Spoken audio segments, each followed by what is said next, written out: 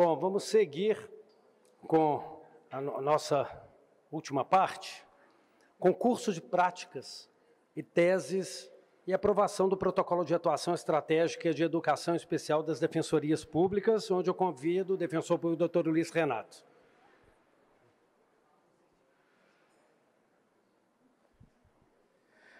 Boa tarde, pessoal. Eu queria chamar aqui o doutor Alexandre e o doutor Vitor, que participou da banca examinadora aqui comigo, por favor.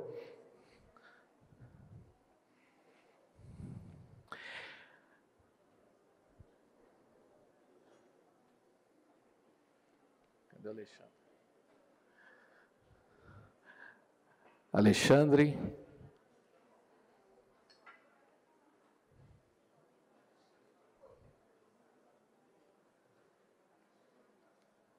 Pode sentar aí, Vitor, fica à vontade.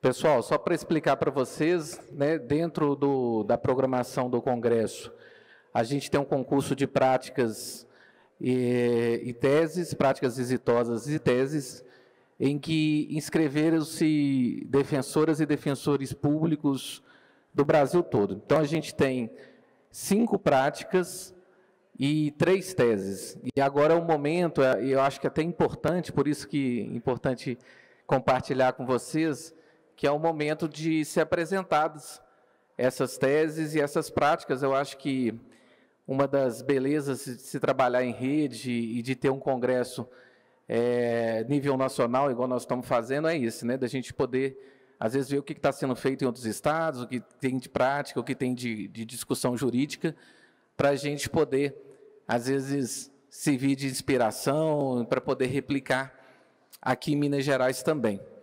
O que eu pensei inicialmente? Eu pensei da gente... Nós temos 3 teses, então fazer a apresentação das teses primeiro e depois a gente faz a apresentação das práticas. Então, vamos começar... cadê a Gislaine? Gislaine, vem, por favor. Vou apresentar a sua tese da deficiência mental à deficiência psicossocial, evolução conceitual e o papel da Defensoria Pública na promoção de políticas públicas inclusivas. Fica à vontade, nós temos 10 minutos, viu, Gislaine? Por favor, obrigado. Boa tarde a todos, a todas. Bom, meu nome é Gislaine Kepp, sou defensora pública do Rio de Janeiro, sou uma mulher de meia idade, 1,60 m, pele clara, cabelos curtos, claros, estou vestindo uma blusa sem manga, dourada, uma calça preta, uma calça azul marinho e uma sandália aberta, cor da pele, da minha pele. Bom, eu trabalho no Núcleo de Defesa dos Direitos Humanos lá do Rio de Janeiro, na Defensoria Pública de lá, e na parte de deficiências eu trabalho especificamente com saúde mental. E aí já é um problema, porque a saúde mental, ou, como diz a Lei de Inclusão, a deficiência mental, é uma deficiência que, dentre as suas congêneres, as outras deficiências, ela fica apartada. E isso é realmente explicado por causa da evolução histórica do que a gente vem vivendo, né, nessas últimas décadas. A luta histórica por visibilidade, por dignidade das pessoas com transtorno mental é um pouco diferente da luta por dignidade e visibilidade das pessoas com outras deficiências, com as outras 3 deficiências. Então, quando eu trago a minha tese é particularmente voltada para a deficiência mental, e aí o que eu falo na tese é a transferência ou a evolução do termo deficiência mental para deficiência psicossocial, até que a gente consiga se afastar do conceito de deficiência para pessoas com transtorno mental, entendendo que o modo como pessoas com transtornos mentais o modo como elas vivem é um modo de vida, como qualquer outro modo de vida. Então, se a pessoa ouve vozes, é um modo de vida dela, é um modo que ela consegue, sim, viver em sociedade ouvindo vozes.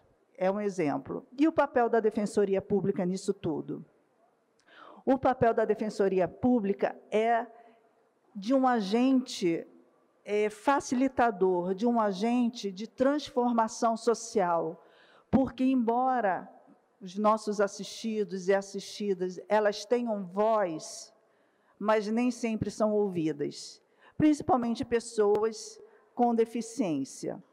Então, a Defensoria Pública é aquele agente catalisador de políticas públicas, de acesso à justiça. E aqui a gente lembra que acesso à justiça é acesso a serviços públicos, a políticas, a atividade governamental de inclusão. Então, agente, defensor público, defensoras públicas, a nossa participação nessa evolução, nessa marcha e nessa luta é de substancial importância. E na tese, eu relato um pouquinho dessa evolução da terminologia de deficiência mental para a deficiência psicossocial. Já está na hora? Alguém me chama ou não? De deficiência mental para deficiência psicossocial, colocando aí, então, a barreira do meio, quando a gente fala o social, entendendo como em qualquer outra deficiência, ou mesmo limitações, que os obstáculos e barreiras são sociais, e fazendo com que o público em geral, a sociedade, se conscientize dessas circunstâncias, e não só a sociedade em geral, mas os gestores públicos. Então, na tese eu falo de algumas possibilidades de atuação da Defensoria Pública, e em alguns eixos. Dos eixos é realmente a participação da Defensoria Pública em comitês, conselhos de direitos, em reuniões bilaterais com os secretários e os secretários de qualquer pasta. Especificamente, eu posso relatar aqui para vocês a dificuldade, como foi falado na mesa da manhã, a dificuldade em relação ao acesso ao direito ao Vale Transporte. E vejam vocês, como que para pessoas com transtorno mental é ainda mais difícil, em certos aspectos, para eles do que para pessoas com outras deficiências. Porque, pelo menos no meu estado, as pessoas com deficiência física, deficiência sensorial e deficiência intelectual, elas têm direito a Vale Transporte independente de quantidade de acessos, de viagens. Para as pessoas com transtorno mental, elas se enquadram equivalentes às pessoas com doença crônica, porque ainda assim, ainda hoje, pessoas com transtorno mental são tratadas como pessoas doentes. E vejam só, então, a invisibilidade que as pessoas com transtorno mental têm na luta das pessoas com deficiência. Parece que é um grupo ainda mais invisibilizado dentro desse grupo já invisível para as políticas públicas. E aí, na tese, eu falo dessa construção e desse trabalho importantíssimo que é a Defensoria Pública, porque dentro das instituições congêneres, somos nós, defensores e defensoras públicas, que estamos alinhados na marcha, na linha de frente com essas pessoas. E é através de nós que elas serão ouvidas e que as políticas públicas poderão e serão modificadas, alteradas para incluí-las de fato. Obrigada.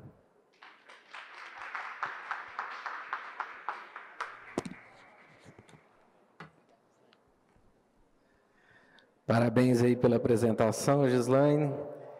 E agora nós vamos chamar, tá pontualmente aqui, nós vamos chamar minha querida colega, doutora Mariana Carvalho, por favor. Projeto de cuidados e o processo judicial de curatela à luz do conceito biopsicossocial de deficiência. Ó, afinadinha com o painel anterior. Boa tarde a todas as pessoas presentes, sem perder muito tempo, porque são só 10 minutinhos, né? Então, eu agradeço e cumprimento todos na pessoa do Dr. Luiz Renato, né, que é o nosso coordenador aqui do Congresso. E tenta aumentar aí, gente, por favor. Existem umas coisas que eu vou pular, porque não vai dar para a gente otimizar o nosso tempo. A gente vai falar sobre um pouco do conceito biopsicossocial de deficiência, que óbvio que eu vou pular, porque vocês acabaram de ter uma palestra magna sobre o assunto, né? Então, só para a gente lembrar, a tese vai falar sobre o projeto de cuidados ou um plano de cuidados dentro do processo judicial de curatela. E essa tese, na verdade, é um movimento meu, porque a gente, como brasileira, que não desiste nunca, a gente perde no processo, a gente vai tentar fazer barulho de outra forma, aproveitar um congresso nacional, aproveitar que tem sociedade civil mobilizada, que o sistema de justiça está junto, provocar os colegas também, para que esse seja um impulsionamento para que uma tese realmente consiga prosperar dentro do sistema de justiça. Então, a gente já falou sobre o modelo psicossocial de deficiência com a palestra da colega, da doutora Laila, e a gente vai falar um pouco do devido processo convencional. O que isso significa? Todo mundo já viu aqui a ideia dos tratados internacionais, do Estatuto da Pessoa com Deficiência, e isso significa que existem tratados internacionais, ou seja, convenções, e existe a nossa ordem constitucional. E aí existe essa mistura entre a ordem globalizada, a ordem externa e a nossa ordem interna. A ideia de um devido processo convencional é justamente para que no nosso processo judicial de curatela, o nosso olhar seja voltado para quem? Para a pessoa a ser curatelada. E a gente vai mexer um pouco com os gatilhos das pessoas, porque a gente vai mexer com dinheiro, família, sociedade e sistema de justiça. Então, realmente, essa tese é um pouco provocativa. Está passando ou não? É um pouco provocativa, porque eu espero que a gente consiga dar uma cutucada no sistema de justiça com a ideia de eliminar essas barreiras sociais para a pessoa com deficiência. Porque, na teoria, a prática é outra, é o que a gente sempre fala na defensoria. A gente estuda todas as questões. Quando a gente vai trabalhar no sistema de justiça, a gente pensa assim, isso está acontecendo mesmo? Isso está acontecendo. Na prática, quando a pessoa vai entrar com o processo de curatela, elas juntam tanto de papel, uma documentação que é muito importante, claro, a gente precisa saber, por exemplo, se aquela pessoa tem uma condição mínima de ser curadora, né? Então, junta uma papelada, e depois o juiz vai falar, olha, vai ser fulano o curador, vai ser a outra pessoa, não está passando. Vai ser o curador daquela pessoa no processo. Então, a gente tem os requisitos formais da papelada, famosa papelada, e a gente tem uma releitura constitucional e convencional, que é justamente para que o curador, a pessoa que vai fazer a limitação de direitos patrimoniais e negociais daquela pessoa, seja comprometida em informar no processo, antes da sentença, não estamos aqui para atrapalhar a liminar que é necessária para a gente conseguir dar andamento nas questões negociais, mas antes da sentença, apresentar o projeto de cuidados. O que significa o projeto de cuidados? É a pessoa curador material dizer no processo como que aquele dinheiro da pessoa com deficiência que está sendo limitado, cujo acesso está sendo limitado, como que isso vai se reverter em prol da pessoa com deficiência. Parece óbvio, mas isso não existe no sistema de justiça hoje em dia, tá? Por isso que a gente está com essa tese provocativa para que todos os colegas apresentem a tese e que os juízes não impeçam a apresentação de projeto de cuidados. Ou seja, quando a Defensoria Pública solicitar num processo de curatela, enquanto curador especial, o que vai ser feito com o dinheiro dessa pessoa? Como você pretende reverter esse plano de cuidados para essa pessoa? Para que o sistema de justiça e o juiz não indefira, né?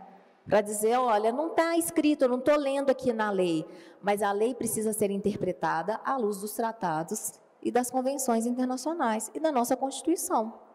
Então, se nós temos o direito, como que nós vamos conseguir exercer esse direito? Se a pessoa possui algum tipo de deficiência e vai ter limitação dos seus direitos patrimoniais, como que esse dinheiro vai ser revertido para ela? A oportunidade no processo é única. Depois que acabou a sentença, fica mais complicado. E aqui, só para terminar, que o nosso tempo é mais curtinho, então tem 5 minutos ainda. Então, vocês perceberam que é uma soma, né? Requisitos formais com o plano de cuidados. Um não impede o outro. A gente junta a papelada, mas a gente vai voltar muito mais o nosso olhar para a pessoa com deficiência. Obrigada, gente, que eu estou apanhando realmente desse negócio. Por que essa releitura importa? Porque quando a gente limita o acesso ao patrimônio da pessoa com deficiência e alguém vai fazer aquela gestão, às vezes a gente tem briga na família, quem nunca, né? Quem nunca viu um processo de curatela em que a família está disputando quem será o curador? Então, essas pessoas, quando começam a discutir, elas começam a se atacar. Mas quando tem um projeto de cuidados como para ser apresentado, então quem apresentar o melhor projeto de cuidados vai demonstrar melhores condições.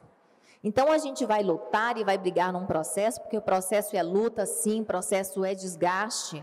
A gente vai brigar pela pessoa. A pessoa que vai ser curatelada, o olhar vai ser voltado para ela, né? Porque às vezes a pessoa recebe, passa a ser curador material e acha que não precisa da fonoaudiologia mais, porque já fez mais de 1 ano, mais de 2 anos, está nessa não sei quanto tempo. Ecoterapia é muito caro. Quando a doutora Laila falou aqui sobre a parte da tecnologia, dos instrumentos, às vezes a pessoa quer comprar o mais barato, quer dar uma economizada aqui em uma coisa que ela acha que vale a pena economizar, né? E às vezes é uma coisa extremamente importante. Às vezes, a terapia ocupacional é que vai fazer a manutenção realmente Então, se é para manutenção do cotidiano, a gente não pode simplesmente interromper, né? Então, o plano de cuidados, ele serve para poder fazer essa proteção. Pode subir, por favor. Então, quais são as vantagens? As vantagens que a gente tem em relação ao plano de cuidados. Bom, primeiro que na hora que a curatela começar a gerar a discussão entre quem vai ser o curador, inclusive na curatela compartilhada, a gente vai facilitar a divisão de tarefas na família. Está lá no plano de cuidados, né? Então, todo mundo que já fez aí o trabalho de cuidados sabe o desafio que é engajar a família para um plano de cuidados. Em segundo lugar, é um momento em que a própria família tem a condição de aprender sobre o cuidado. Ontem a doutora Fernanda estava falando aqui, né, da romantização do trabalho de cuidado, né, e tudo mais. E eu vou falar agora rapidamente, que eu tenho mais 2 minutos, sobre o processo que me inspirou em relação a isso. Eu tive uma assistida, eu fui curadora especial durante 4 meses, e eu tive uma assistida que eu até peço desculpas para ela por ter perdido, né? A gente não tem controle de tudo. Eu dei o melhor, mas a gente não conseguiu. Ela ficou institucionalizada numa comunidade terapêutica, numa curatela de internação involuntária. E o prazo máximo que ela poderia ficar internada era de 9 meses. Quando eu pego o processo, ela está há mais de ano. E quando tem a perícia, né, aquele relatório psicossocial, ela chega com a pessoa da comunidade terapêutica e ela pede para sair. E ela não sai, porque a vontade dela está sendo substituída no processo de curatela. E aí eu fui ler também o contrato, né, tudo, e eu fui entender aquela situação da família, porque ela tinha uma dependência química de crack, associada com questão referente à saúde mental de esquizofrenia. Então, era um caso gravíssimo de dependência química, já estava na rua, já tinha perdido a guarda dos filhos. Um dos filhos, quando saiu do abrigo, foi tirar a mãe da rua. E o que ele fez? Eu vou pagar, vão tirar minha mãe da rua, minha mãe vai para a comunidade terapêutica, lá ela não usa droga. Enquanto a mãe estiver lá, ela não está usando droga. E aí eu fui perceber que na cabeça do filho, ele estava fazendo o melhor para a mãe dele. É óbvio que, enquanto a mãe não estivesse usando, estava tudo certo. Mas não funcionou dessa forma, né? Havia várias coisas ali passíveis de discussão, não tinha um projeto para desinstitucionalizá-la. Portanto, se ninguém desse o grito nesse processo, essa assistida ia morar em um local que não é uma residência terapêutica. E como que eu vou exigir de um familiar que ele saiba a diferença da comunidade terapêutica para a residência terapêutica? Então, a gente conseguiu ali fazer o processo de desinstitucionalização, no entanto, não fiquei satisfeita. Conseguimos fechar a comunidade terapêutica, porque realmente ela era bastante complicada, por assim dizer, né? Bastante inconstitucional, inconvencional em vários quesitos. Mas depois eu vi uma reportagem esse ano que ela foi reaberta, 4 anos depois, e 5 pessoas morreram. Né, com outro CNPJ e tal. E aí é que eu peço desculpas, né, porque para ela talvez eu tenha conseguido, mas a gente não conseguiu resolver estruturalmente em termos macro. Então, quando a gente coloca o projeto de cuidado, se institucionalizar, vai ter que desinstitucionalizar. Se for cuidar, vai aprender como. Se for briga na família, em relação ao dinheiro, vai dizer como que vai gastar em prol da pessoa. Bom, acabou. E a Defensoria Pública está de portas abertas, tanto para a Procuradoria quanto para a Educação e Direitos. Obrigada. Obrigado, doutora Mariana. 1 minuto. Perfeito. Agora a gente vai ter uma participação virtual da doutora Elaine, que ela está lá no estado de Alagoas, e a tese dela é Educação em Direitos Humanos nas Escolas, uma missão institucional da Defensoria Pública em defesa das pessoas com deficiência. Olá, boa tarde a todos. Eu venho cumprimentar aqui a mesa, na pessoa do colega e amigo Luiz Renato. Saúdo a todos. É com muita alegria estar aqui participando desse grandioso evento. Eu vou me autodescrever. Eu sou uma pessoa branca, estou usando óculos. Sou defensora pública aqui de Alagoas. Meu cabelo é um pouco abaixo da orelha, tenho olhos castanhos escuros e estou muito feliz em participar desse concurso aqui de teses. Feliz também de ter a professora, a colega, professora defensora Patrícia Magno, e também vou ter a honra de fazer menção ao verbo defensorar.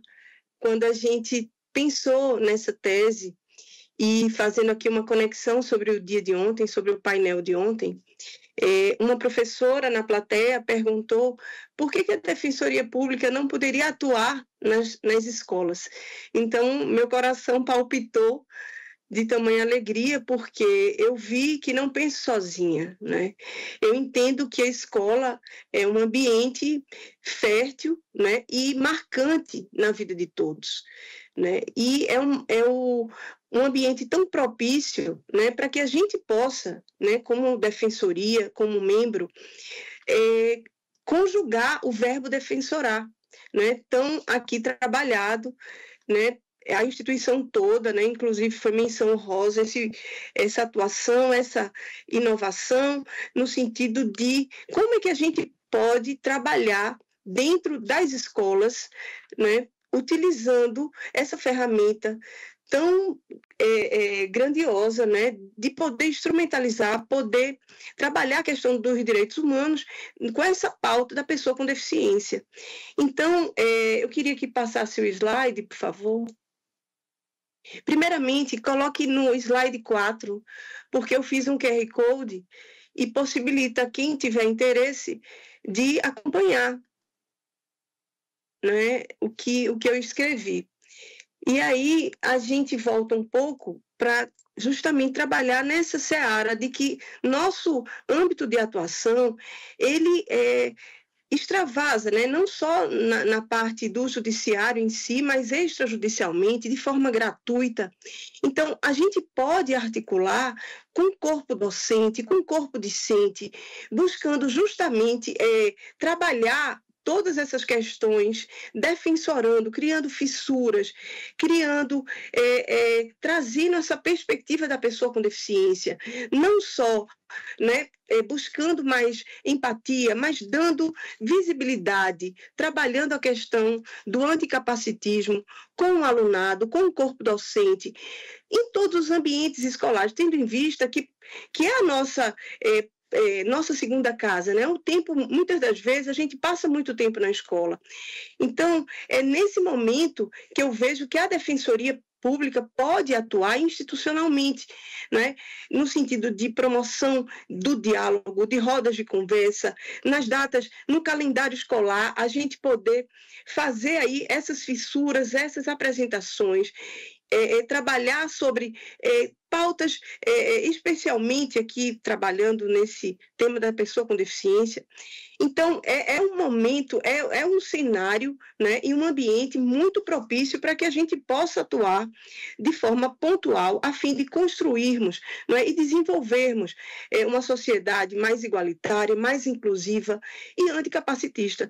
Então, a nossa proposta é justamente, no slide 2, como a educação em direitos humanos nas escolas, pela Defensoria Pública, pode promover a defesa dos direitos das pessoas com deficiência.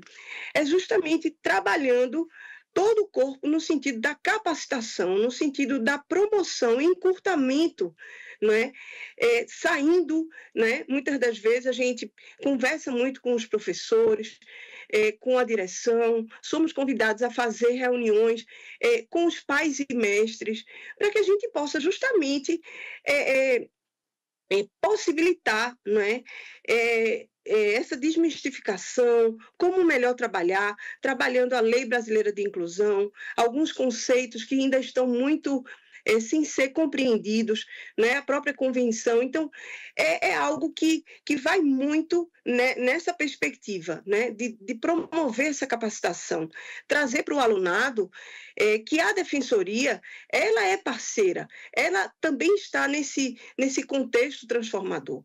Então, eu deixo aqui, né, a minha fala nesse sentido dessa parceria valiosa, né? Quando eu trago no item 1, o ambiente escolar e a Defensoria Pública, eu vejo como parceiros valiosos, né?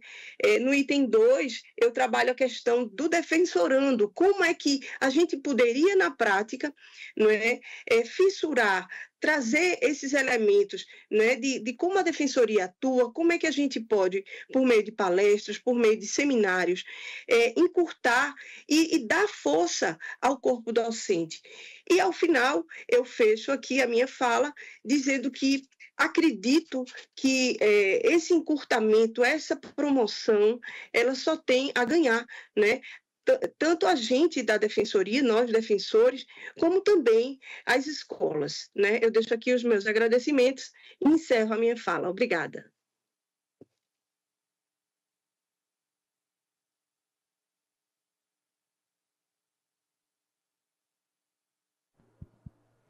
Obrigado, Elaine. Agora a gente encerrou a apresentação das práticas, das teses, desculpa. Agora a gente começa a apresentação das práticas e, ao final, a premiação. Pode guardar aí, pessoal. Então, vou chamar novamente a Gislaine. Gislaine, cadê você? Está ali. Com a prática Projeto de Educação em Direitos para Profissionais do Transporte Público, um estudo de caso da Defensoria Pública do Rio de Janeiro na promoção da acessibilidade e dignidade. Com vontade, Gislaine. Olá, eu de novo. Bom, continuo sendo uma mulher de meia idade, 1,60 m, cor branca de pele, assim. Aqui eu sou branca no Brasil, mas no exterior eu sou parda, mais ou menos, um pardo claro. Enfim, eu acho que da outra vez eu não falei que eu tenho olhos castanhos e estou usando óculos. E, de resto, continua a mesma coisa. Bom, prática exitosa.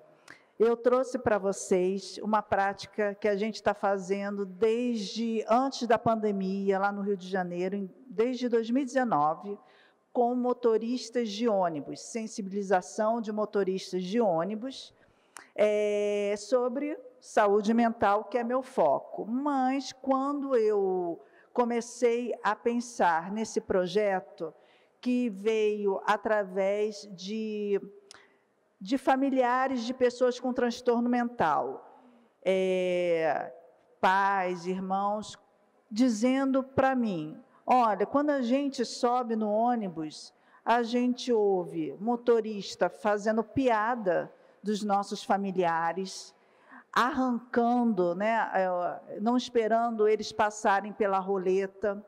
Tem o caso das mães, normalmente são mães, de crianças com autismo, e que elas dizem assim, eu tenho um problema muito sério de passar na roleta com meu filho, porque ele tem aquele problema, né? Ele tem um certo entrave de passar pela roleta, e os motoristas de ônibus não têm paciência. Também não têm paciência de esperar aquela pessoa que toma medicação psiquiátrica, que fica um pouco mais lenta, e aí ele tem aquele passo mais devagar para chegar até a porta do ônibus e entrar.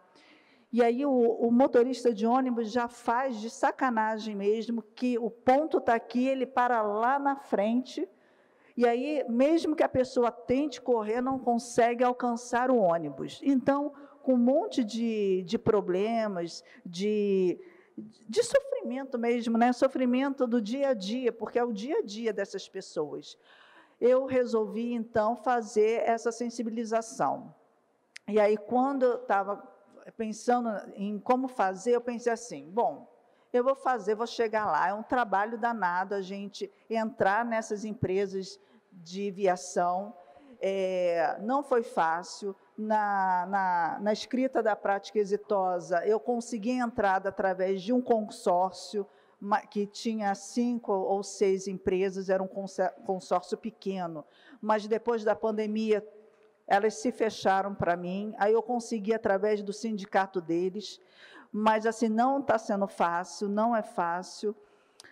E aí eu pensei assim, eu vou fazer essa prática, vou levar essa sensibilização, mas, poxa, eu vou usar a metodologia do teatro do oprimido, usar os próprios motoristas como os atores dessa dinâmica dentro de ônibus, porque aí eu peço um ônibus que fica lá na garagem, refrigerado, para a gente entrar. Metade dos motoristas ficam fazendo papel de passageiros, a outra parte fica fazendo papel, então, de pessoas com transtorno mental.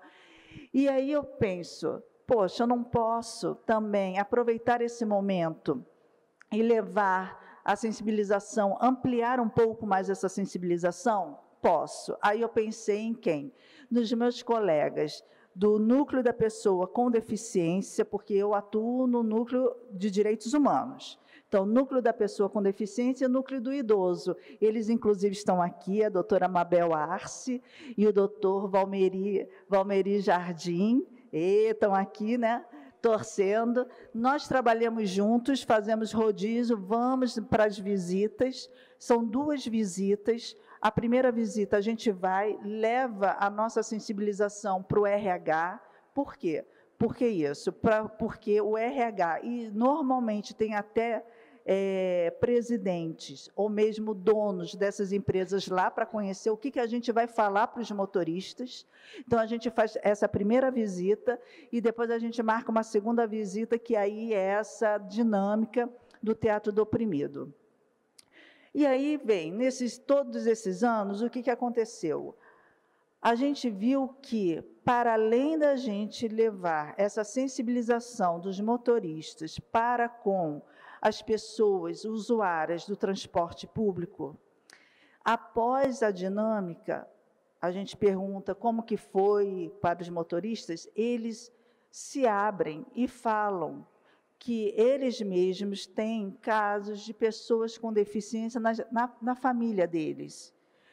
E eles se abrem de um jeito que todo o processo é acompanhado por alguém do RH. O que acontece normalmente? A pessoa do RH leva para a direção, para a diretoria, e aí eles conseguem, para o motorista, turnos alterados, flexibilizados, folgas remuneradas. Então, eu acredito que essa prática, que a gente está vendo a mudança de comportamento de determinadas, de motoristas, de determinadas linhas, que passam principalmente próximo a CAPS e CAPSI, e a algumas RTs, residências terapêuticas, para além da mudança deles, de entenderem a dificuldade que é ser uma pessoa com transtorno mental, a cultura das próprias empresas está se modificando para serem alertadas da questão de saúde mental dos seus próprios motoristas e outros profissionais, como fiscais de rota. E também aconteceu já por 2 vezes de a empresa liberar uma pessoa um funcionário seu, para ir até um CAPS da sua região, por onde passa uma das linhas, para conhecer o que é um centro de atenção psicossocial e disponibilizar um ônibus bimestralmente para os passeios coletivos, que fazem parte do projeto singular dos seus pacientes. Então, eu acredito que essa prática, se vocês, colegas, puderem levar para os seus órgãos, eu acho de fundamental importância, porque, além dos resultados que a gente já esperava, a gente tem visto alguns outros impactos que têm tido uma mudança para além dos muros do CAPS. Então, é isso que eu queria falar para vocês. Muito obrigada.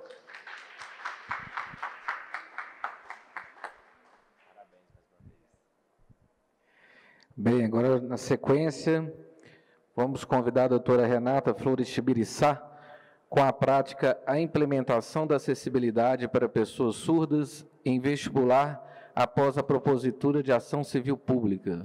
Bem-vinda aí. 10 minutinhos, não vou morrer.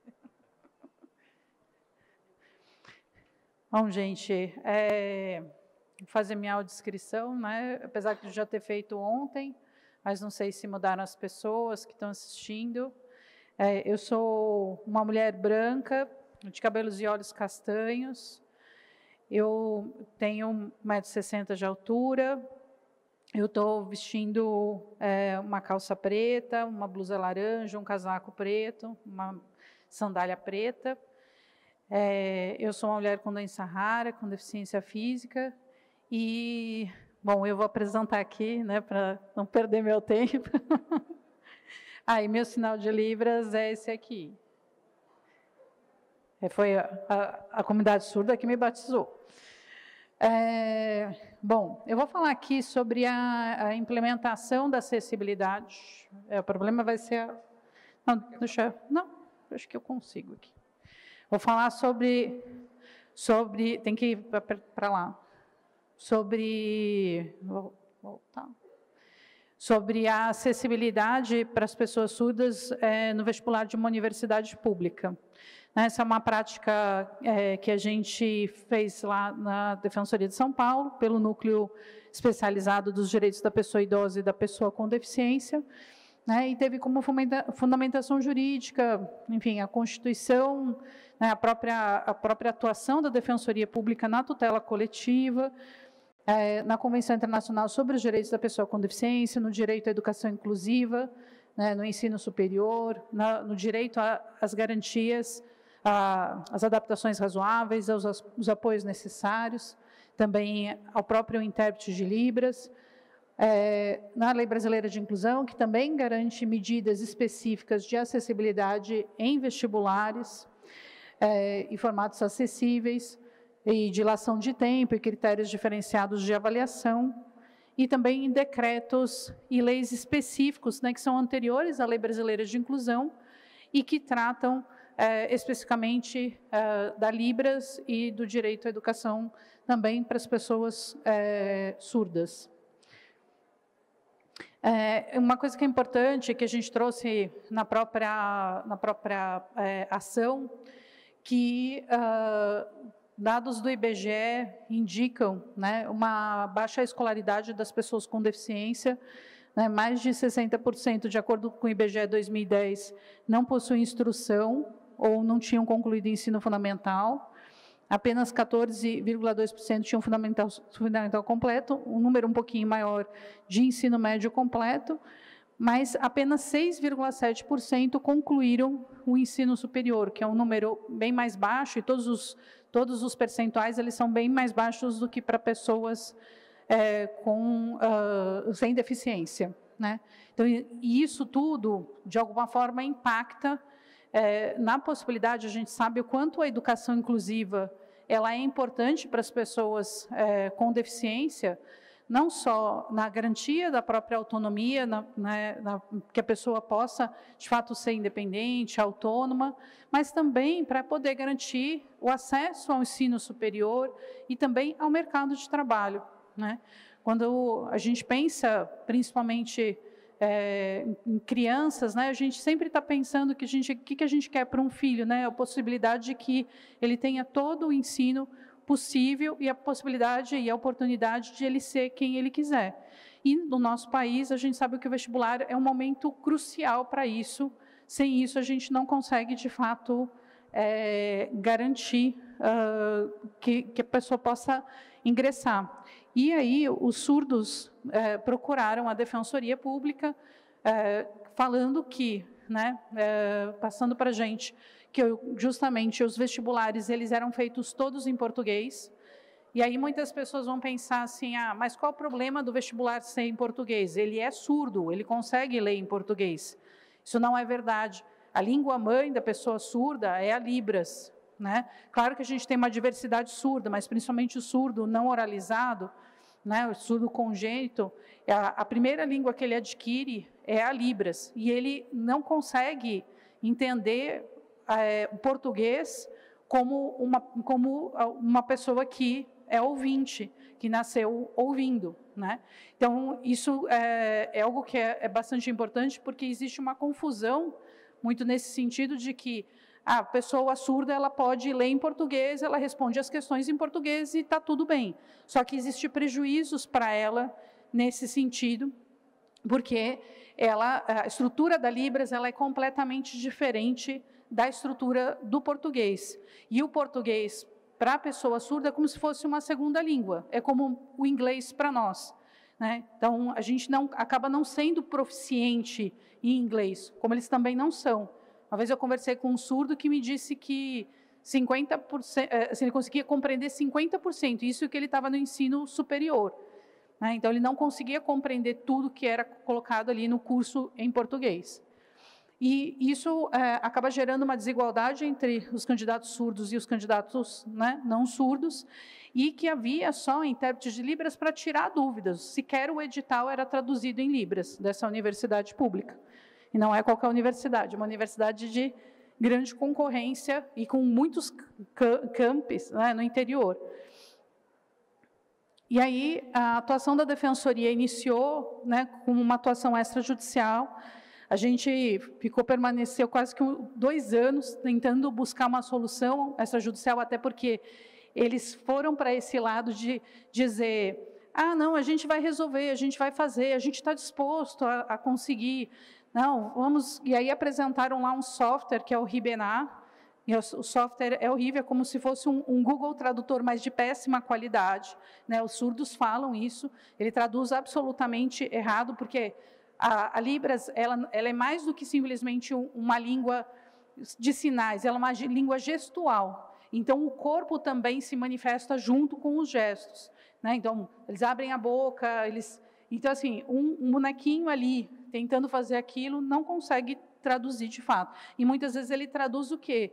O nome da pessoa. Por exemplo, o meu sinal é assim, né, que é Renata, mas se for falar o meu nome, Renata, você vai ter que falar soletrando, R-E-N-A-T-A, né, em sinais. E o bonequinho do Ribenar faz mais ou menos isso.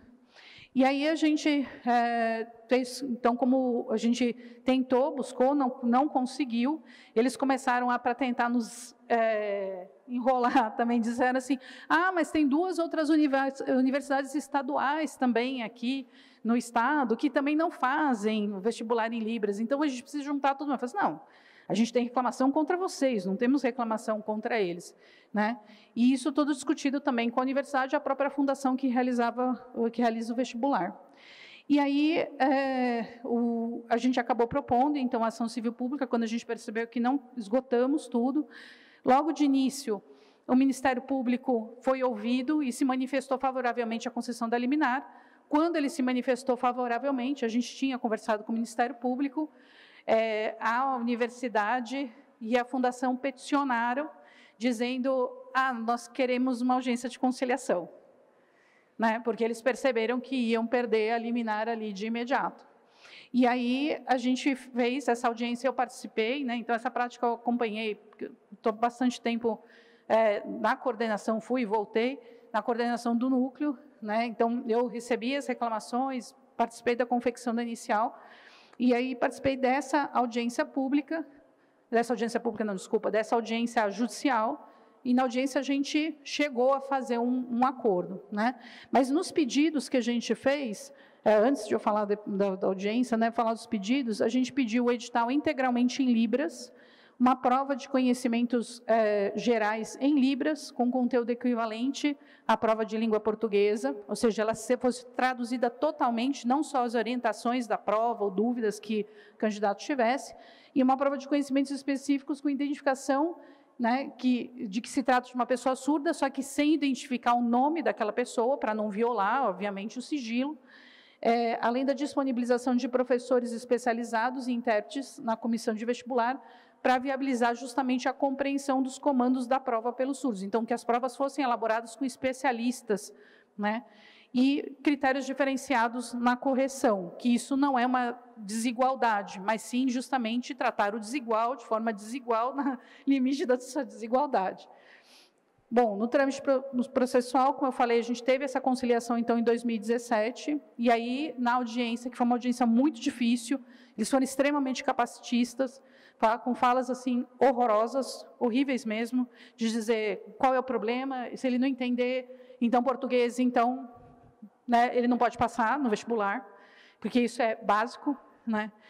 E a gente tentou explicar, trouxe tudo isso, e aí eles acabaram concordando em traduzir todo o manual do candidato em Libras e disponibilizar um intérprete para cada 3 candidatos, porque eles disponibilizavam um intérprete, não importava quantos candidatos tivessem, né? E também pedido dos candidatos da correção em duas etapas, né? Também que as correções fossem em 2 etapas, uma de critério padrão, a segunda da banca específica, que não era o que a gente queria, mas era melhor do que o que a gente tinha, porque aí tinha um olhar ainda para Libras.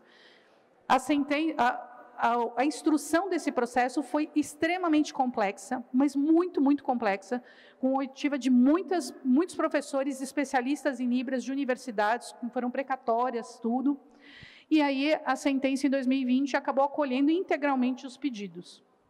Então, tudo que é aquilo que a gente pediu foi acolhido e a universidade recorreu.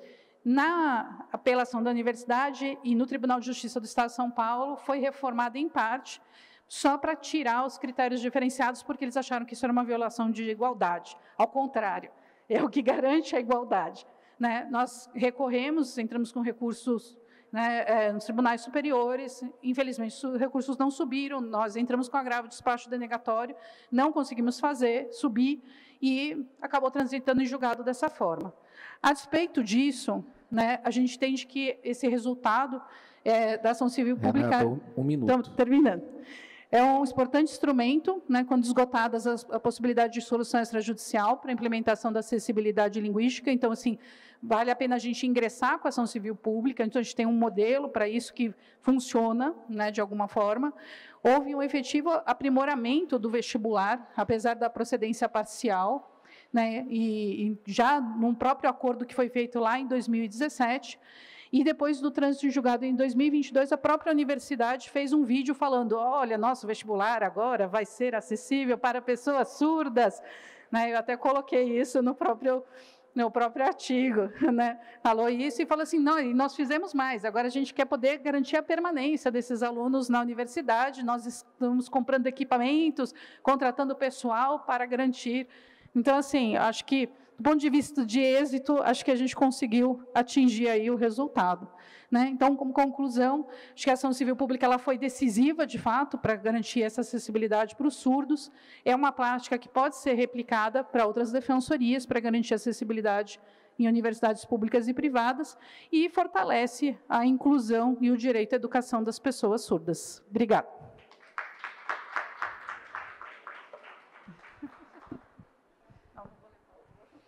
Obrigada, Renata. Seguindo, nós vamos agora com a doutora Amanda Cristina Ribeiro Fernandes, com a prática Educação Inclusiva em Debate, a experiência da Defensoria Pública do Distrito Federal com profissionais de educação da rede pública. Vontade, Amanda. Vamos ter que começar a inclusão aqui, porque não consigo passar e você passa para mim, você passa para mim. Boa tarde, gente. Sou a mesma Amanda da parte da manhã, uma pessoa, segundo o IBGE, de pele parda, cabelos longos, deficiência na mão, congênito, vocês vão lembrar de mim. Vestidinho azul e agora de jaqueta, porque eu estou passando muito frio nessa cidade, por isso a garganta também está assim. Estou amando essa cidade, mas com frio. Bom, essa prática, Educação Inclusiva em Debate, uma prática exitosa, minha e da Naila, assessora, ela não queria colocar o nome dela, mas ela foi essencial, que a gente fez agora em 2025, e vai muito ao encontro do que a Elaine de Alagoas falou, a importância da Defensoria Pública estar nas escolas, pode passar, a importância da gente ter esse contexto de inclusão educacional, né, para que a gente possa efetivar uma prática de inclusão completa na Defensoria Pública. Só um minutinho, Amanda. Pessoal, por favor, só pedir licença para o silêncio aqui, porque senão a gente não consegue escutar a apresentação dela. Obrigado. Quer esperar um pouco?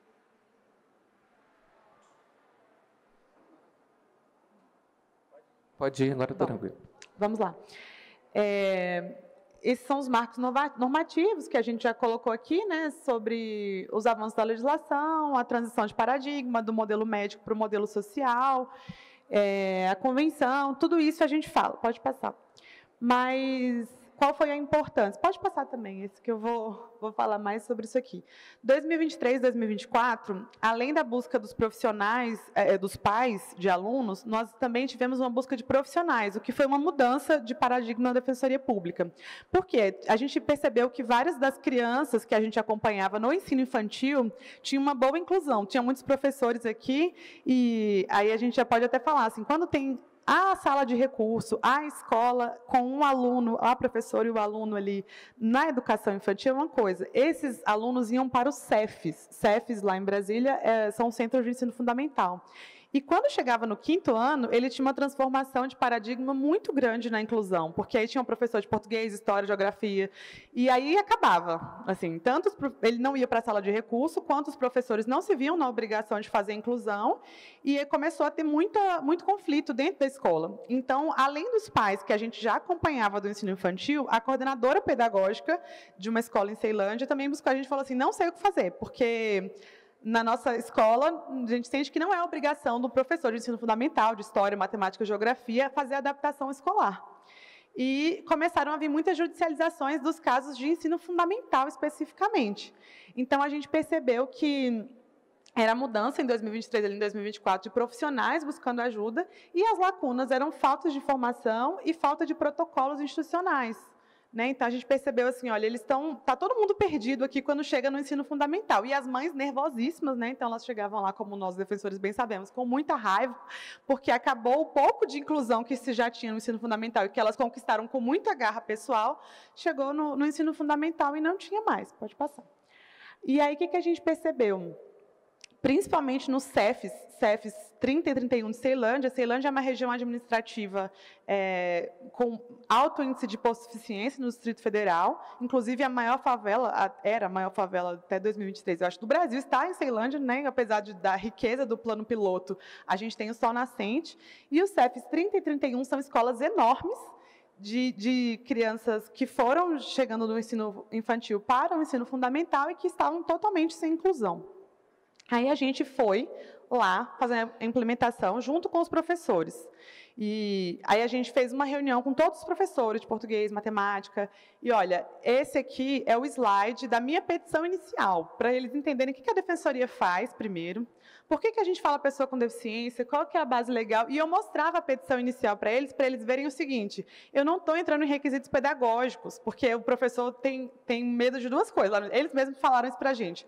A gente tem medo do Metrópolis, porque aqui no Distrito Federal a justiça que funciona é o Metrópolis e o DFTV, que é da Globo. Então, se eu fizer alguma coisa com esse aluno autista aqui, já vai vir o Metrópolis. E tenho medo da corregedoria. Então, assim, eu estou aqui. Quando eu fazia um ofício, ele falava assim, mas nós somos uma escola que ama os autistas, nós somos uma escola... Eu falo, gente, tira esse primeiro parágrafo, você não precisa me responder esse primeiro parágrafo, eu preciso que você diga o que realmente está acontecendo com o diagnóstico dessa escola e como que a gente pode ajudar. Então, a gente percebeu, primeiro, que eles não conheciam a própria rede da região de Ceilândia, então a gente foi com essa cartilha da Defensoria, primeiro para mostrar onde que fica a Defensoria em cada local, e os núcleos especializados, porque, por exemplo, era uma peregrinação para uma mãe autista, você falar assim, olha, se for plano saúde, é no consumidor, que fica lá no plano. Se for saúde, é lá no núcleo da saúde, que fica lá não sei aonde. Porque o Distrito Federal, apesar de pequeno, esses núcleos atendem todo o Distrito Federal. Então, não tinha a sua circunscrição, igual é aqui, entendeu? Você não tinha Belo Horizonte. Então, você tinha que ir lá no plano para a saúde, aqui na sua cidade de Ceilândia, para fazer uma curatela. Se tiver um problema na escola, no Núcleo de Direitos Humanos, que fica na Asa Norte. Então, isso já era uma peregrinação que a gente tentou mostrar onde fica cada lugar na cartilha. Então, está aqui, ó, essa cartilha é tudo que a Defensoria pode ajudar. E essa é a sua rede. Então, se você está no CEF 30 e 31 de Ceilândia, você tem que saber onde é a UBS. Isso os professores achavam que eles não tinham que saber, assim, né? Então, a gente primeiro falou assim, olha, isso vai facilitar a sua vida. Onde que é a UBS? Onde que é o CREAS? Qual que é o papel de cada um? O que eu peço na petição inicial? Os relatórios que você tem. Eu não vou entrar na seara pedagógica, mas eu preciso saber se você tem um atendimento educacional especializado. Então, assim, eu preciso saber se nessa escola... E aí foi muito incrível perceber que os professores achavam que realmente não precisava de contraturno ou sala de recurso para o ensino fundamental, que sempre tinha uma pessoa na escola que lidava melhor com a deficiência. E essa pessoa era a pessoa que eles mandavam quando não aguentava mais o aluno. E a gente falou, olha, vocês podem cobrar a Secretaria de Educação outras formas, que se mantém a sala de recursos, você pode cobrar um atendimento educacional especializado, que não é só seu, porque a gente sentiu que os professores tinham muita sobrecarga, eles ficavam assim, fica tudo para cima da gente e a gente não tem ajuda de ninguém. Então, vamos chamar a coordenação para essa reunião. Então, a gente foi outro dia com os professores e a coordenação e a pedagógica, a parte pedagógica, o SOI e o SOP, que eles chamam lá, para a gente conseguir definir as funções de cada um. Então, a gente usava slides com as petições para eles entenderem o que é uma petição de apoio escolar, o que é uma petição de apoio exclusivo, ou por que se faz isso, o que é uma petição de transferência para perto de casa. Tudo isso a gente tentava explicar o porquê que a Defensoria faz isso, as nossas cartilhas e a contextualização. Pode passar. Aí a gente discutiu o que é o P, o que é barreira, o que é o EE, assim, bem do básico, né? Então, eu falava assim, olha, não é um espaço seguro, vamos falar desde o porquê não se fala deficiente. Então, a gente foi desconstruindo o comportamento mesmo, a atitude dos professores, que a gente viu que tinha uma resistência em fazer, porque se sentia muito sobrecarregado e sozinho naquela situação dentro da sala de aula. Então, a gente queria que eles entendessem o papel da escola, dos profissionais, da Defensoria Pública, e que eles não estavam sozinhos, porque às vezes a gente coloca ali o professor, eles já veem a Defensoria como alguém que estará contra o professor e a favor da mãe. Então, eu já chego falando assim, olha, eu sou uma pessoa com deficiência, mas minha mãe é professora, eu sempre falo isso, a gente tenta entender todos os contextos. Eu podia receber essa denúncia aqui e fazer uma ação, mas eu estou vindo aqui para a gente tentar conversar qual que é o papel de cada um, como que eu posso fortalecer a sua coordenação pedagógica, que muitas vezes está fraca. Pode passar.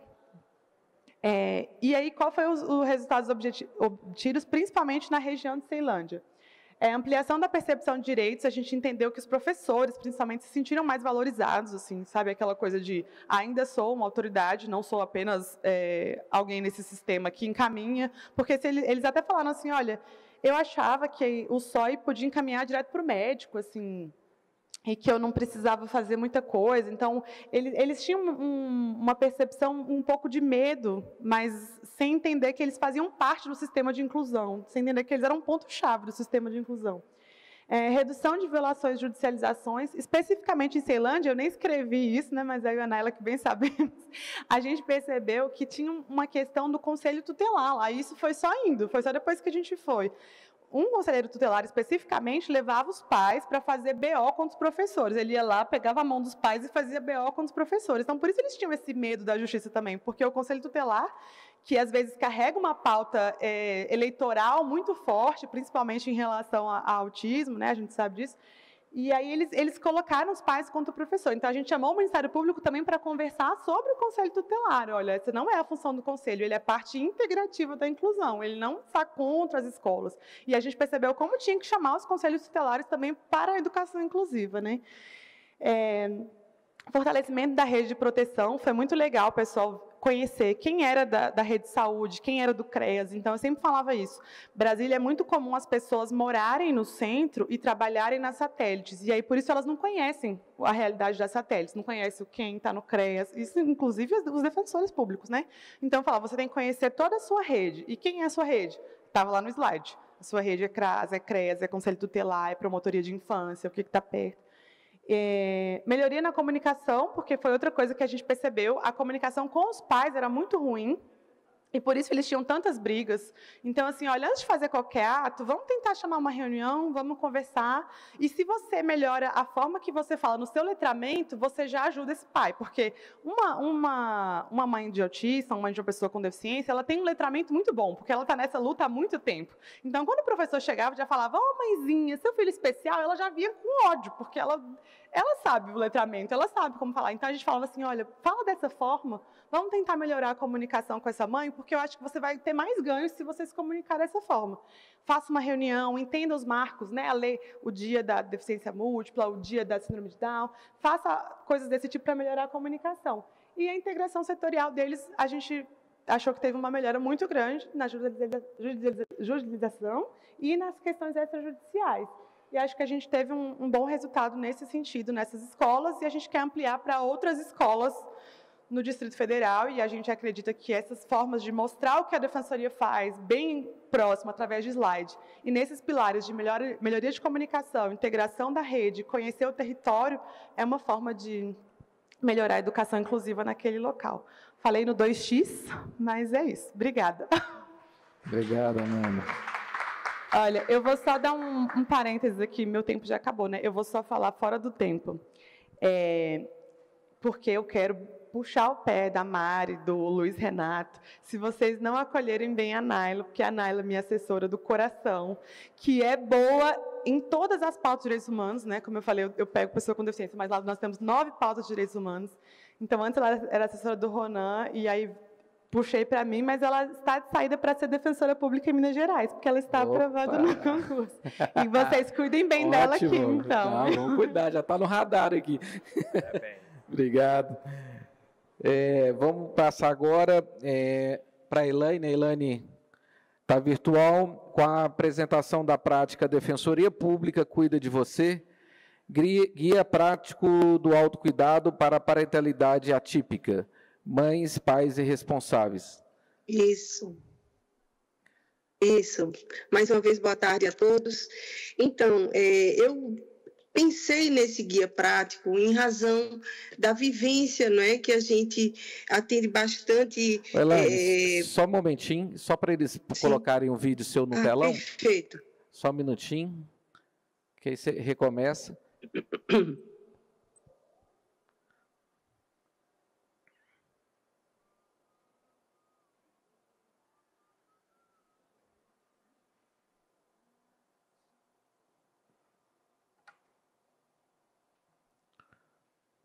Pronto, pode começar.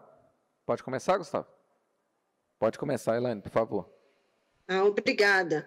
Eu gostaria, primeiramente, que o pessoal aí colocasse no slide 5, que eu também providenciei um QR Code para quem quiser ter acesso a esse guia prático, possa também acompanhar.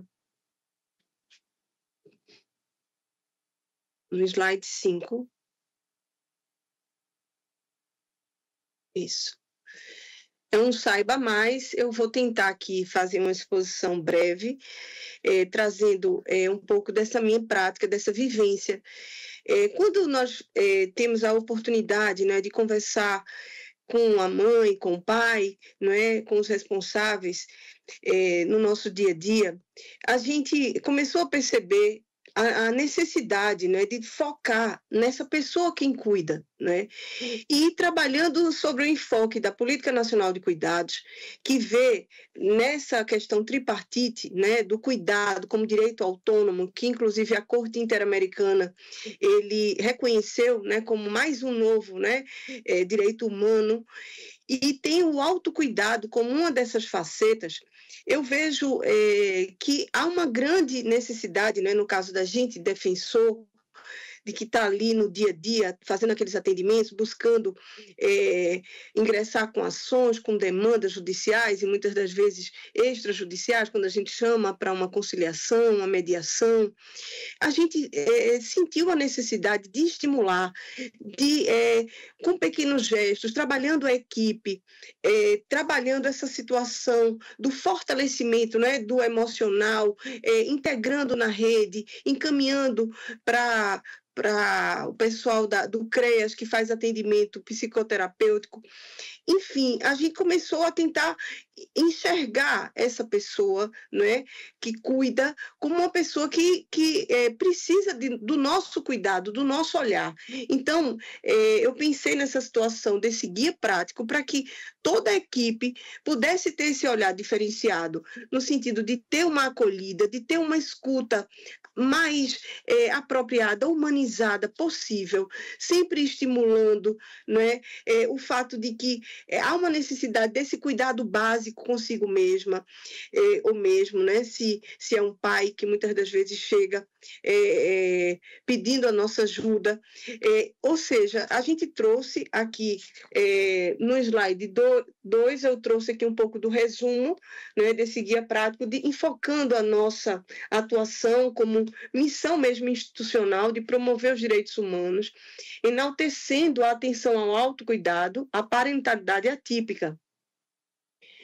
No slide 3, por favor, está no 5 ainda, o 3, eu falo aqui um pouco sobre esse guia, né, que traz informações sobre a defensoria, né, trazendo um pouco do nosso papel, da forma gratuita que a gente atua, dessa forma extrajudicial e judicial, de uma escuta atualizada, de um acolhimento também, né, especializado. Essas orientações da Defensoria Pública é justamente essa articulação com toda a rede de apoio, dando a essa pessoa que cuida condições de poder cuidar do outro, né, dos entes queridos, né? Aqui eu trabalho nesse viés da parentalidade atípica, mas a gente poderia aqui estender para as pessoas idosas, enfim, para aquelas pessoas que também precisam, né, do autocuidado. E sempre trabalhando com destaque o fato de que quem cuida precisa ser valorizado, né? A pessoa que cuida, ela precisa ser precisa ter uma atenção diferenciada. Ontem, no painel, a gente teve a chance, né, de escutar duas palestrantes que trouxeram bastante isso, né, e eu fiquei, de fato, entusiasmada e certa de que esse guia pode também ser replicado, porque muitas das vezes a gente faz no automático, né, mas se toda a equipe já tem dentro de si incorporado, né, que esses pequenos gestos, palavras de encorajamento, incentivos e essa articulação toda, certamente esse direito ao autocuidado ele vai ser enxergado, né?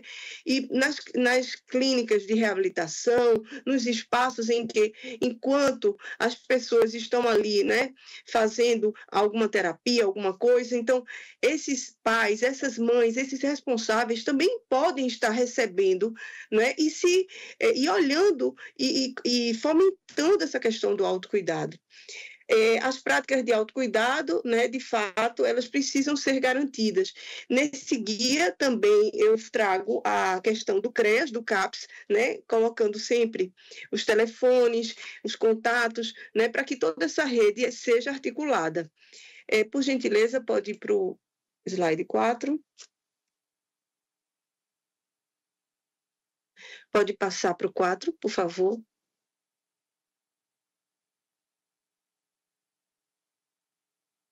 Sim.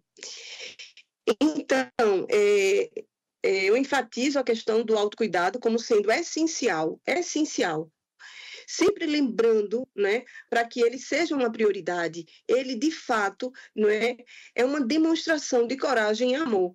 E a Defensoria, né, está sempre, né, com essa disposição de cuidar de você quando ela pensa nessa pessoa que cuida. Ao final, no slide 5, eu trago o QR Code e o 6, eu encerro, né, deixando aqui a minha gratidão pela possibilidade de participação deste grandioso evento. Obrigada. Obrigada, Elaine. Então, a gente agora vai para a última prática escrita, que é da doutora Bibiana Veríssimo Bernardes, da Defensoria Pública do Rio Grande do Sul, com o tema O papel da DPR Rio Grande do Sul na educação em direitos humanos, oficina das famílias atípicas. Fica à vontade, Bibiana, bom tê-la aqui.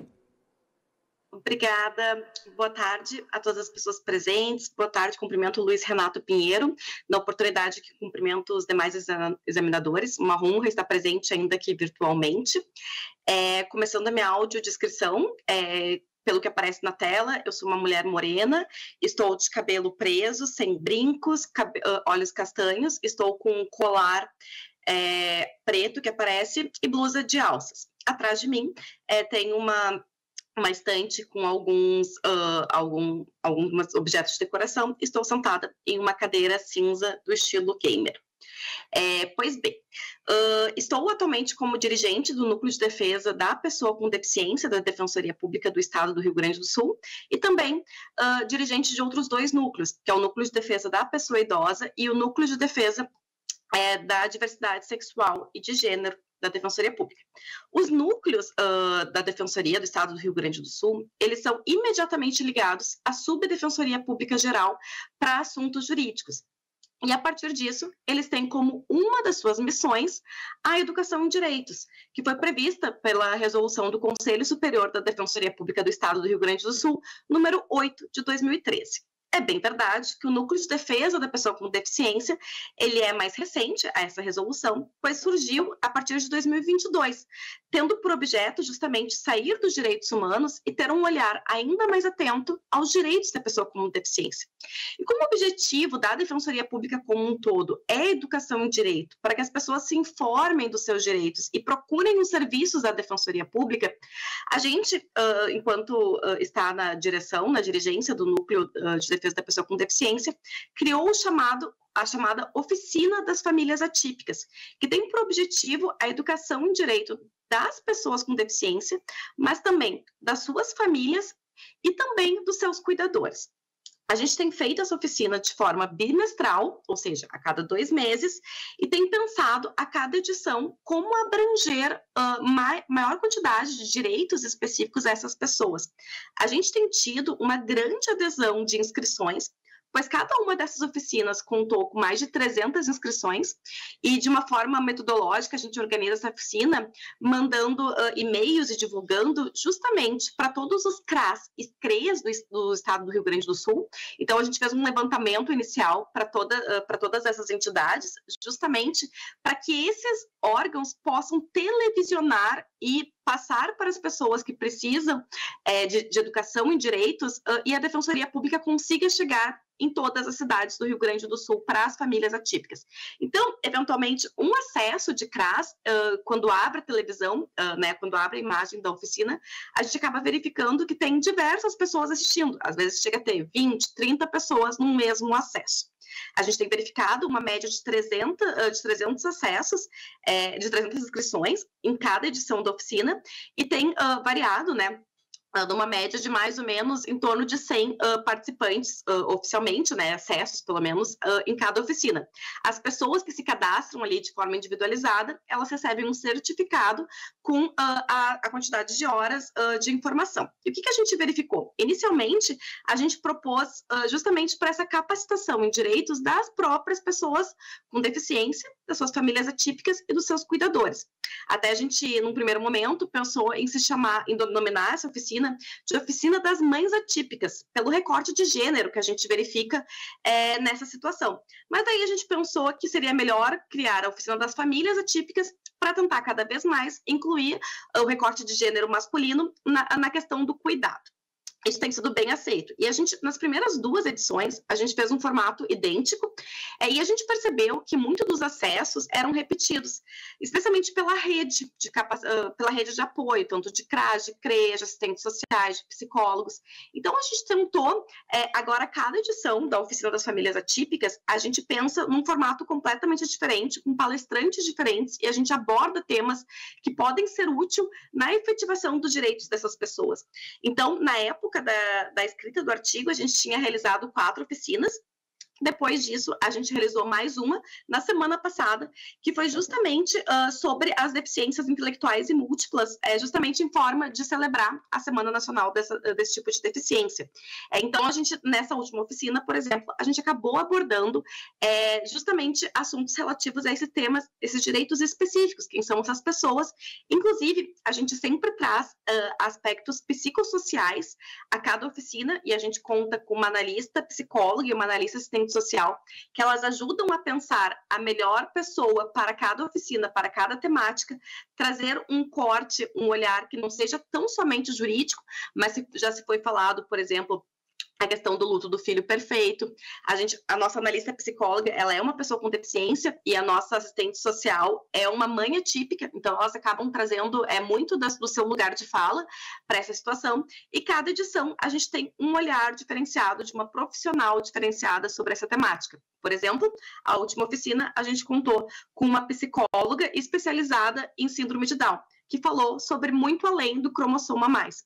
Essa última oficina também, que é mais recente na memória, também contou com uma pessoa com deficiência, com síndrome de Down, que falou sobre a sua própria deficiência, para a gente sempre não deixar que outros falem por eles, nada sobre nós sem nós, né? E que também contou com uma apresentação cultural, já que ela é musicista e toca violino.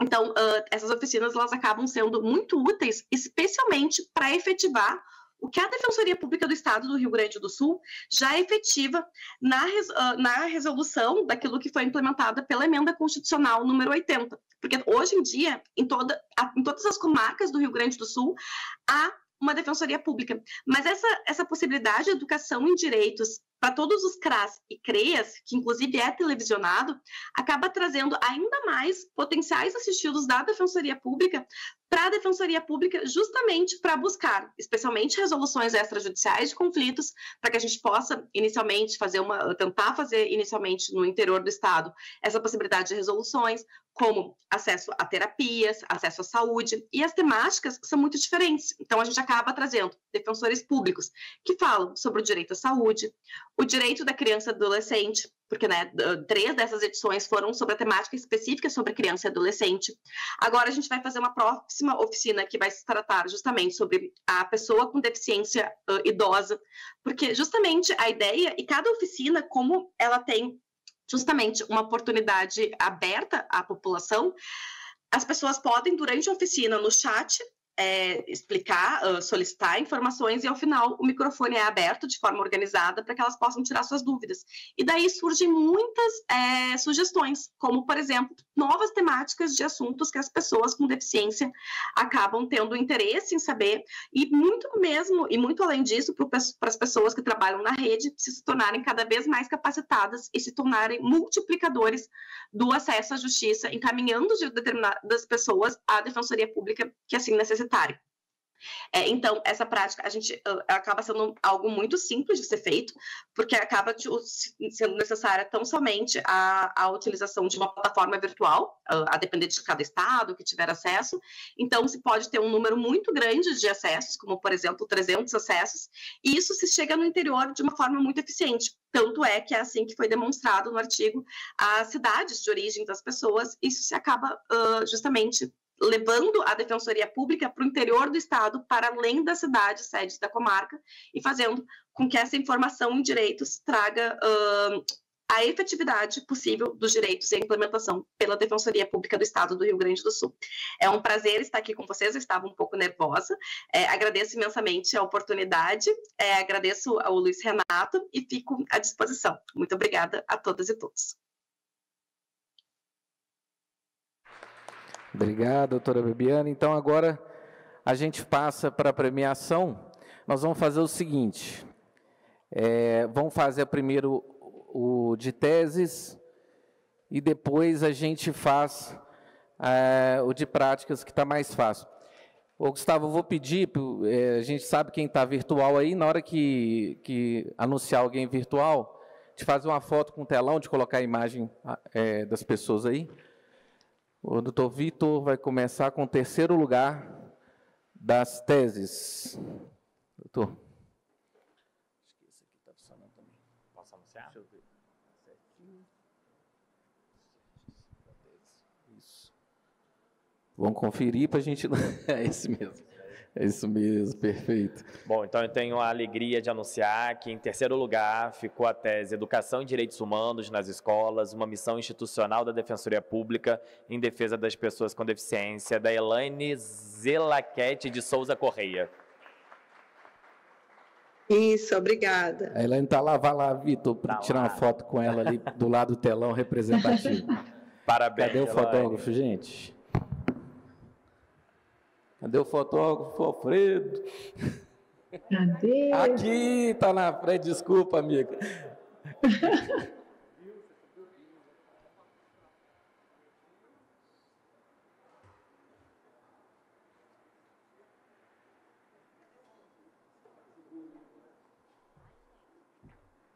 Obrigado, gente. A gente já está cansado aqui, não está nem enxergando direito. Então, segundo lugar, doutor Alexandre, por favor. Bem, queria parabenizar todos os que apresentaram, não só a tese, mas as práticas.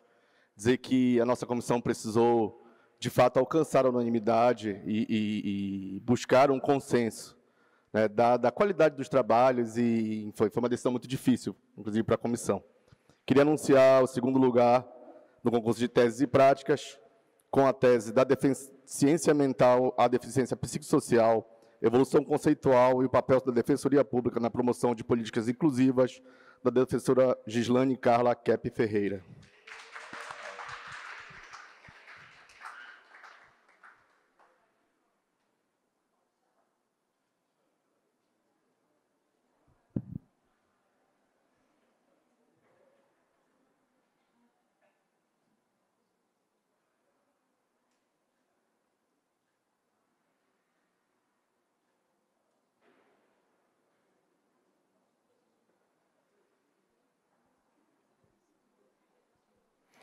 Bem, então, em primeiro lugar, a nossa carioca mineira, doutora Mariana Carvalho de Paula, com a tese Projeto de Cuidados e o Processo Judicial de Curatela à luz do conceito biopsicossocial da deficiência.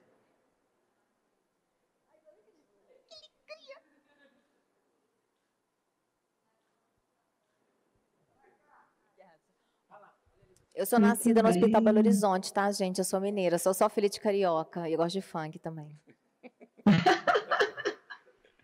Obrigado, Mari.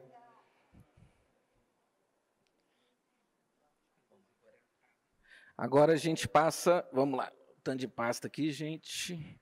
Práticas e teses. Práticas exitosas. A menção honrosa, por favor, doutor Victor. Bom, tenho o prazer de anunciar que a prática exitosa, a Defensoria Pública Cuida de Você, guia prático do autocuidado para parentalidade atípica, recebeu menção honrosa no concurso de teses e práticas exitosas do 2º Congresso Nacional sobre os Direitos das Pessoas com Deficiência. Muito bem, doutora Elaine, de novo no telão aí, por favor. No telão também. Vamos tirar a outra foto. Deixa eu segurar para você. Parabéns. Parabéns, Elaine. Obrigada.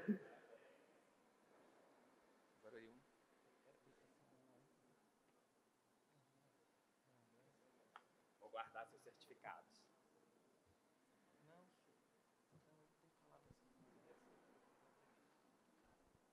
É o seguinte, ele vai acontecer.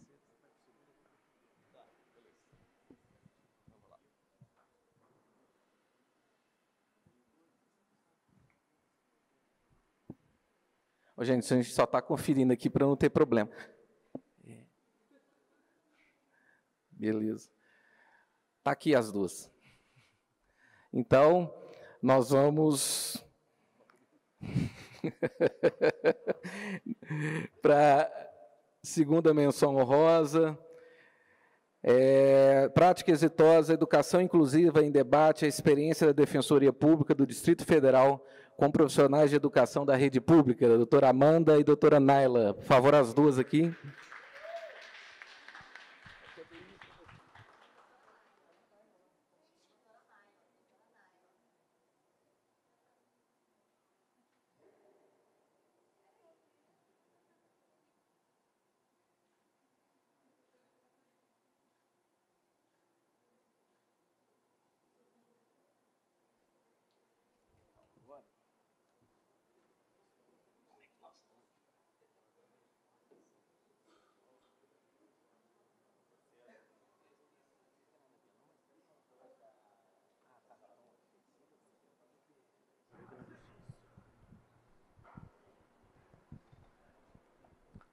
Pode ir? Eu vou anunciar agora o 3º lugar da prática exitosa, que ficou para o papel da Defensoria Pública do Estado do Rio Grande do Sul na Educação em Direitos, Oficina das Famílias Atípicas, da Bibiana Veríssimo Bernardes. Está online com a gente. Está online, vamos tirar a foto online. Lá. Oi? Eu vou pedir a música agora. Veterano homem do telão, né?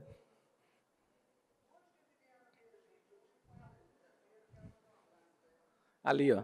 Lá atrás, ali.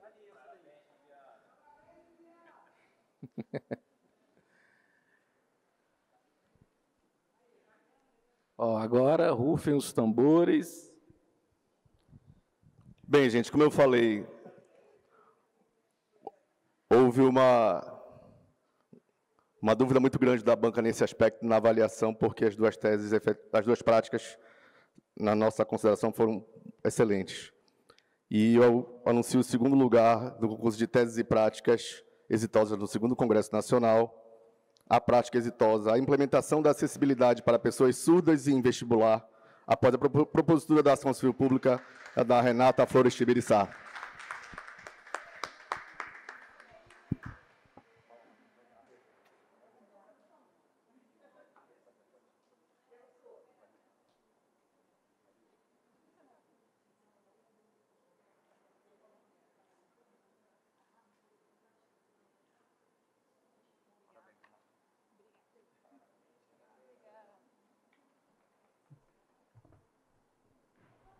Bem, vamos lá, né? As cariocas. Em primeiro lugar, da prática exitosa, o projeto de educação em direitos para profissionais do transporte público, um estudo de caso da Defensoria Pública do Rio de Janeiro, na promoção de acessibilidade e dignidade da Gislane Calekep Ferreira.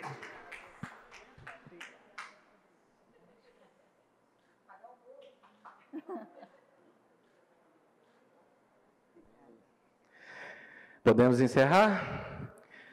Gente, então, alguém quer fazer algum uso da palavra? Agradecer também a doutora Patrícia Magno. Nós temos ainda uma questão para colocar, mas agradecer também a doutora Patrícia Magno, que ela é componente da banca examinadora, ela está acompanhando a gente de forma virtual. Quem está falando? Ah, tá aqui. Ah, Patrícia, consegue pôr ela aí para nós? Nós vamos colocar você aqui, Patrícia. Ah, eu vou fazer uma foto com a Patrícia ali. É. Aí tá a Patrícia. Nós deixamos ela escondidinha, porque como a gente teve a participação também virtual, a gente precisou de deixar a câmera oculta, mas ela está conosco desde o início na avaliação, que nós, como foi bem colocado aqui pelo doutor Alexandre, né, Patrícia, foi árdua a nossa missão, nós tivemos que conversar bastante para poder entrar no consenso. Muito isso é fruto da excelência dos trabalhos apresentados. Vamos fazer uma foto do lado dela?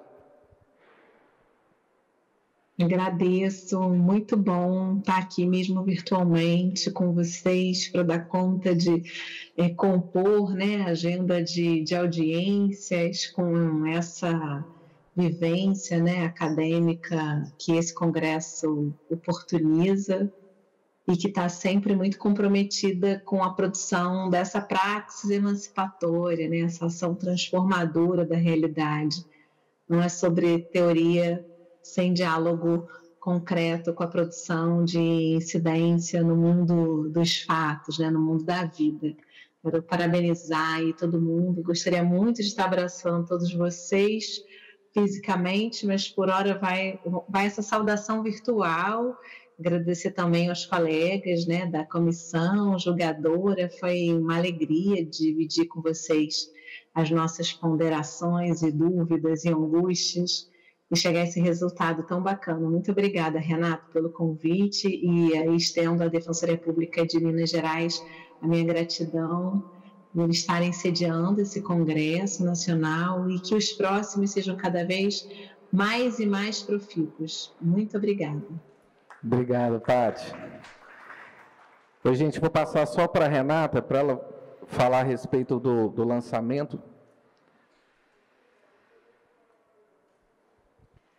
Então, como eu tinha anunciado ontem, antes tarde do que nunca, a gente publicou, está no site da Defensoria Pública do Estado de São Paulo, o caderno com as práticas do primeiro Congresso Nacional de Direitos da Pessoa com Deficiência, e até passei para eles vão colocar na área dos materiais do Congresso, então, para que todo mundo tenha acesso, mas também para os defensores públicos, né, pode acessar o site da Defensoria Pública do Estado de São Paulo, na EDEP, e o caderno vai estar lá, é o último caderno que saiu, né, foi publicado entre ontem e hoje, e está disponível para todo mundo ter acesso. A tese que foi aprovada naquela oportunidade, a gente só teve uma, né, o que mostra que a gente está ampliando, né, o nosso concurso, foi publicada na revista da Defensoria Pública, e aí também está disponível no site da EDEP. Obrigado, Renata. E, assim, foi um pedido de todos, durante o Congresso, a disponibilização dos materiais. Então, o que a gente vai fazer? A gente vai conversar com cada palestrante para conseguir autorização, e aí a gente manda... aí está aí o caderno, viu, gente? A gente manda, tendo as autorizações, a gente manda para os e-mails cadastrados. Pode ser assim? Então, gente, com muita alegria, a gente encerra esse congresso. Foi um congresso fundamental. Nós vamos ter foto aqui depois. Foi um congresso fundamental. Eu agradeço muito a presença das membros da comissão, da pessoa com deficiência da ANADEP, a Defensoria Pública de Minas Gerais, por proporcionar esse espaço, o Estádio Mineirão, a produção da Aline aqui do Posso Ajudar também, que nos auxiliou muito no recebimento de todos vocês. Enfim, não foi fácil, o evento foi um evento que realmente foi escalonado, a gente esperava um público e o público, graças a Deus, aumentou muito. Então, como eu disse na abertura, era um desejo muito grande de ter a presença real das pessoas aqui com a gente, apesar de ser um congresso jurídico. Então, eu acho que a gente conseguiu o nosso propósito e agradeço muito de coração a cada um de vocês que persistiram e acompanharam. A gente teve, acompanhando também o virtual, a gente teve um público muito grande, contínuo, durante todo o congresso, o que demonstra que realmente esses painéis foram painéis pensados nas temáticas principais que a gente tem. A gente queria ter uma semana para debater, que são muitos temas, né, muita coisa que às vezes fica de fora, que a gente gostaria de contemplar. Mas fique sabendo que foi feito com muito carinho, com muito amor por toda essa equipe. E meu muito obrigado a todos vocês. E vamos tirar uma foto aqui? Vamos fazer a foto para todo mundo? Fique à vontade. Obrigado, gente. Declaro encerrado esse congresso.